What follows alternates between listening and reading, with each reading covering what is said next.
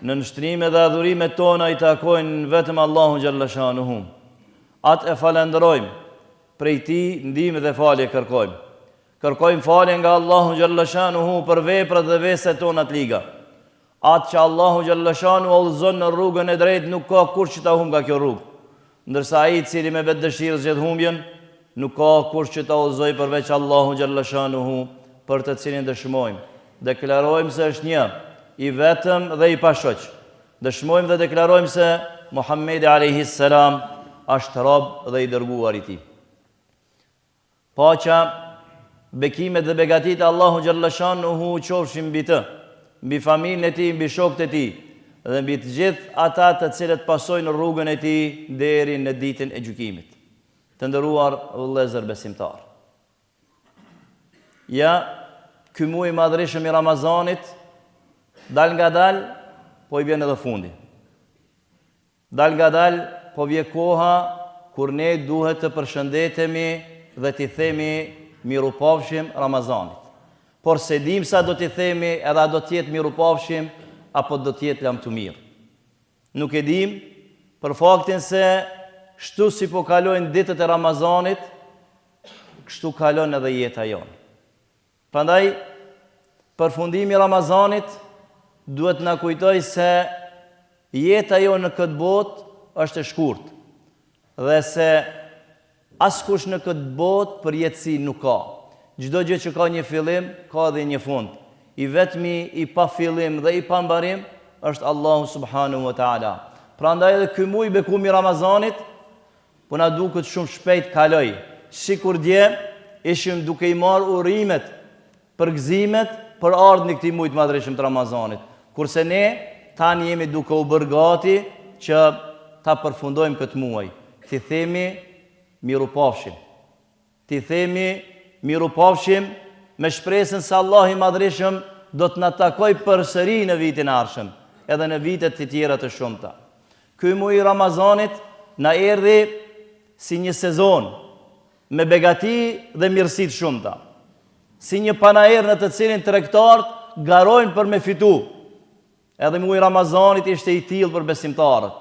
Ishte mundësia që besimtarët të garojnë në vepra të mira. Ishte mundësia që besimtarët të afrohen tek Allahu xhalla shanuhu me lloje të ndryshme të adhurimeve, me mirësi të shumta, me namaz, me agjërim, me dhikr, me lexim Kur'anit, me kërkim falje, me bamirësi dhe solidaritet të ndërsjellë. Mirë po, ky muaj i Ramazanit nuk e dim sa do t'jetë dëshmitar për ne apo do t'jetë kundër nesh. Pejgamberi alayhis salam na ka treguar se Ramazani edhe Kur'ani do të ndërmjetësojnë për robin, për besimtarin nesër në ditën e gjykimit. Kur'ani do të thotë ja Rabb, këtë njeri e kam dalë prej gjumit natën, duke më lexu. Prandaj më lejo që të ndërmjetësoj për të. Edhe agjërimi do të thotë, o Allah, këtë njeri e kam dalë prej ushqimit dhe pijeve dhe të kënaqësive të kësaj bote. Prandaj më lejo që ndërmjetësoj për të. Por ne vëllezër nuk e dim se a do të jemi prej tyre. Nuk do të dim se ky Ramazan a do dëshmoj për ne apo do dëshmoj kundër nesh. Prandaj secili prej neve në fund të këtij muaji të bekum të Ramazanit është mirë që të ndalet edhe të bëjë një vetë llogaritje. Të ndalet e të llogarisë veprat e tija. Të shohë se gjatë këtij muaji të madhërishëm të Ramazanit veprat tona kanë qenë më shumë të mira apo Allah i na fal dhe na rujt kanë qenë jo të mira. Ta llogarisim veten tonë se këtë muaj të Ramazanit a kemi agjëru ashtu si kur ka kërkuar Allahu xhalla shanuhu, apo kemi qenë prej atyre që vetëm kemi duru unt edhe eq në këtë muaj të madhërishëm të Ramazanit. Secili le të ndalet edhe le të llogarit veten e tij. Secili le të ndalet dhe të shikoj veprat e tij. Kanë betë edhe pak ditë ku Allahu i madhërishëm po na jep edhe një mundësi që ne të përmirësohemi dhe të vetë reflektojmë mbi veprat tona. Allahu e mëshiroft Omer radiallahu anhu, i cili ka thënë, llogaritni veten e juaj para se me ardh dita kur keni me u llogarit. Peshoni veprat e juaja para se me ardh dita kur kanë me u peshu ato, dhe përgatituni për ditën e daljes para Allahu xhalla shanuhu. Prandaj të nderuar vëllezër, në këtë fund të muajit madhreshëm të Ramazanit, secili prej neve duhet që të ndalet të shikoj, a është prej atyre që kanë fituar këtë muaj të madhreshëm të Ramazanit, apo është prej atyre të cilët kanë dështu. Shumë prej dietarëve kanë thonë, sikur ta dishim se kush është ai i cilit ju kanë pranuar veprat e tij e ta përgëzojmë. Ndërsa atë të cilët ju kanë pranuar të shkojmë me ta ngushëllojmë. Prandaj ne lutim Allahun që të jemi prej atyre që veprat tona të jenë të pranuara. Lutim për Allahun që veprat tona këtë muaj të jenë shumë fishume me shpërblime dhe begati për Allahu xhalla shanuhu. Dhe lutim Allahun e madhreshëm që këtë muaj të madhreshëm të Ramazanit, Allahu i madhreshëm të na bëjë dëshmitar për ne jo kundër nesh. Mësimet të cilat i kemi marrë në Ramazan të nderuam vëllezër, nuk janë mësimet të cilat duhet të përfundojnë me Ramazan. Adhurimin të cilin e kemi bërë në Ramazan nuk është adhurim që duhet përmbyllet me Ramazan. Veprat e mira, bamirësit, leximin e Kuranit, dhikrin, kërkimin e faljes, ne duhet ta vazhdojmë edhe pas muajit të Ramazanit. Sepse të dështuar janë ata të cilët mendojnë se Allahu është Zot veç i Ramazanit. Të dështuar dhe të humbur janë ata të cilët mendojnë se duhet me u adhuru Allahu vetëm në Ramazan. Sepse Zoti i këtij Ramazanit është Zot i të gjithë muajve. Zoti i këtij Ramazanit është Zot i yni edhe pas përfundimit të Ramazanit. Prandaj ai Zot i yni nuk kërkon prej neve që ne të jemi adhurues sezonal, adhurues të Ramazanit, por të jemi adhurues të Allahu xhalla shanu, ashtu sikur e ka porosit Allahu pejgamberin ton sallallahu alaihi wasallam kur i ka thonë: "Wa'bud rabbaka hatta ya'tiyaka al-yaqin." Dhe adhuro Zotin tënd derisa të vijë vdekja. Prandaj, pas përfundimit të Ramazanit, të mos ndalemi, por të mundohemi që mësimet të cilat i kemi marrë në Ramazan, energjinë pozitive imanore të cilën e kemi marrë këtë muaj të madhreshëm të Ramazanit, ta reflektojmë në jetën tonë të përditshme edhe pas Ramazanit. Për ta ditë se cili prej neve, se Allah i madhreshëm na ka pranuar Ramazanin apo nuk na ka pranuar.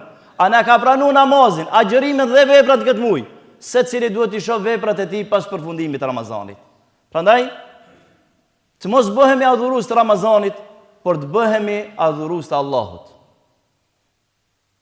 Ky përfundim i Ramazanit shpresojmë që me të përmbyllet një sezon me vepra të mira, që në këtë fund të muajit madhreshëm të Ramazanit ta përmbyllim me atë që Allahu xhalla shanuhu ka premtuar për robët e tij.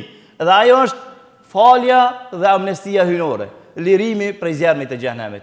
Lut Zotin e madhreshëm që këtë muaj të madhreshëm të Ramazanit, adhurimet tona, namazin, leximin e Kuranit, agjërimin dhe çdo punë të mirë të cilën e kemi bën, Allah i madhreshëm të na shufishoj shpërblimet për to. Allah i madhreshëm të na mundsoj që të jemi prej atyre të cilët do të qëndrojmë vazhdueshëm në adhurimin e sinqert karshi Allahu xhalla shanuhu. Dhe këtë devotshmëri të cilën e kemi arritur këtë muaj të madhreshëm të Ramazanit, ta reflektojmë edhe pas Ramazanit. Këtë devotshmëri të mundohemi ta ruajmë duke qenë gjithmonë afër Allahu xhalla shanuhu. Prandaj, të nderuar vëllezër, të mos ndalemi me veprat tona të mira me përmbylljen e Ramazanit. Por Ramazanin ta kuptojmë si një përmbyllje të një pjese të jetës tonë.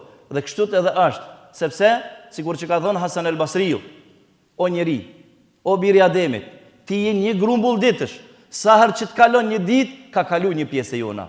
Dhe me përfundimin e Ramazanit, përfundon një pjesë e jona e cila më nuk kthehet kurrë. Prandaj, ne e lutim Zotin e madhreshëm që fletushkat e veprave tona të mira që janë mbush këtë muaj të madhreshëm të Ramazanit, të jenë ato që kanë me dëshmu për neve nesër para Allahu xhalla shanu kur të takojmë Zotin ton subhanahu wa taala. Allah i madhreshëm me mirësinë e tij në fund të muajit të madhreshëm të Ramazanit, me mëshirën e tij, po don që robët e tij me i pastru. Duke ditë se jemi njerëz neglizhent, duke ditë se jemi njerëz të cilët edhe gabojmë. Edhe është shumë e natyrshme që edhe gjatë muajit Ramazanit kemi pas mundësi me gabu. Ose kemi folë ndonjë fjalë jo të mirë, ose kemi ofendu dikën, ose kemi bën ndonjë punë të pahishme. E që realisht bjen ndesh me mësimet e agjërimit. Bjen ndesh me vetë këtë adhurim që Allahu i Madhreshëm e ka bërë të veçantë këtë muaj të madhreshëm të Ramazanit. Bjen ndesh me mësimet hyjnore që Allahu i Madhreshëm na jep çdo ditë. Prandaj Allahu i Madhreshëm këtë adhurim të veçantë, këtë agjërim po don me na marr nga veti të pastër dhe të pranuar. Dhe pikërisht për këtë i ka obliguar besimtarët që në fund të këtij muaji të madhreshëm të Ramazanit të nxjerrin sadakatul fitrin, të nxjerrin prej pasurisë së tyre një pjesë të vogël për me e pastru agjërimin e tyre. Është transmetuar se pejgamberi alayhis salam ka thënë, Allahu i Madhreshëm e ka obliguar dhënien e sadakatul fitrit pastrim për agjëruesin. Allahu akbar.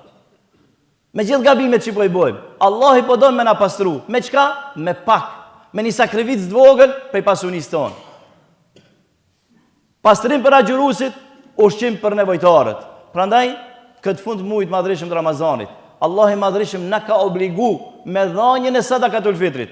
Kjo dhënie e cila sa është simbolike, ka edhe peshën e madhe. Sepse përmes kësaj ndihme, ju ndihmoni ata të cilët kanë nevojë. E si jo, kur pejgamberi alayhis salam në fillim të Ramazanit, kur u ka marrë mysh dhe besimtarve, për orën e Ramazanit çka ka thonë? Muaji Ramazanit është muaji i mirësisë, muaji i solidaritetit, muaji i unitetit. Këtë muaj të madhreshëm të Ramazanit, në fund tina, pejgamberi alayhis salam po na mëson që ditën e Bajramit mos me ndo gëzimin e Bajramit vet. Por ditën e Bajramit ta ndojmë me ata të cilët kanë nevojë për ndihmën tonë.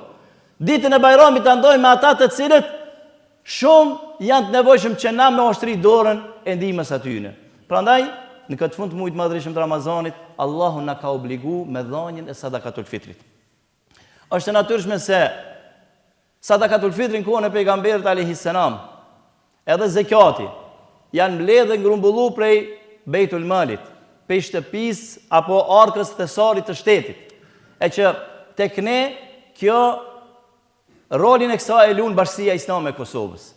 Prandaj, në emër të Kryesisë Bashkisë Islame të Republikës Kosovës, unë juftoj gjithëve juve që kontributet e juaja, zekatin e juaj, sadakatul fitrin e juaj, ta derni në fondin për mirëmbajtjen e institucioneve fetare. A ka më nevojtar se nxënësit e medresesë? Nuk ka. Prej këtyre medreseve, në Prishtinë, në Gjilan dhe në Prizren, ka ndalë gjenerata që sot janë bartës të misionit të lartësimit fjalës Allahu xhalla shanuhu.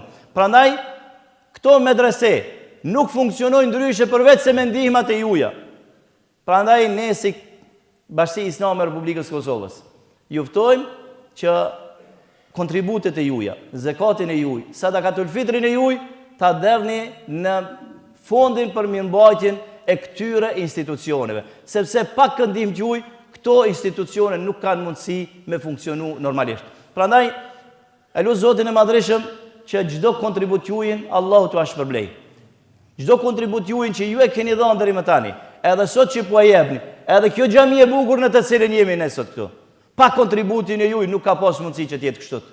Prandaj, Allahu i Madhreshëm u shpërblet çdo sakrificë. Allahu i Madhreshëm u shpërblet çdo punë të mirë. Allahu i Madhreshëm na mundsoj që fundin e këtij Ramazanit të jemi për atyne që Allahu i Madhreshëm në ditën e gjykimit ka me na i thirr emrat e ka me thonë, o robët e mi, shkoni se jeni të falën.